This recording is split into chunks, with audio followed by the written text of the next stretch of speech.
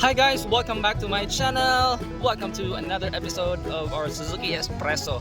So gabi na and gusto ko lang mag-share ng tips para sa inyo. It's just a tips, no? Depende sa inyo kung i-apply nyo din sa mga kakopi nyo. So ganito po guys, one way na mas makatipid tayo sobra sa ating Suzuki Espresso. As we know, natipid naman talaga yung Suzuki Espresso, pero ito pa dagdag tipid. Halimbawa, ito is pag ikaw lang yung passenger, wag mo na i-turn on yung AC. Talo! Especially pag malamig naman yung hangin sa labas. So, buksan mo lang yan konti. Yan.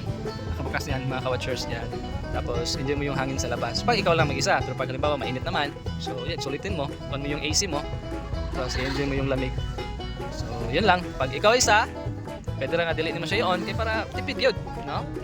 Tapos, pag duha mo, or daghan mo, muna ng time nga, i-close mo yung mga window, i-on mo yung AC, depende sa uns kadaghan po ang pasayro sa sulod. Kung duha mo, pwede rin number 1.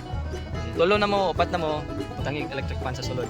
Para bahalag number 1, ang electric fan din ang magtulod sa hangin padulong sa likod. So, ang number 1 plus the electric fan, accumulate na niya ang kabugnawan. Based on my experience, tuod ang electric fan, mas nagdugang siya katipid sa ako mga ka-watchers. Kay, dali ra gaabot sa likod ang bugnaw. At the same time, nag-circulate na rin niya ang temperature nga igo ra gyud sa inyo ha. Di na mo maingon nga init, bugnaw na gyud pud ang experience. Ya ang nakanindot pag ang Suzuki Espresso mga ka-watchers, ug katong sa mga wala pa unit no, certified gyud nga kusog ang iyang hangin. Siguro tungod kay ang specs o ang pagka-design gyud sa Suzuki Espresso, kaning kusog sa daan og bugas sa hangin.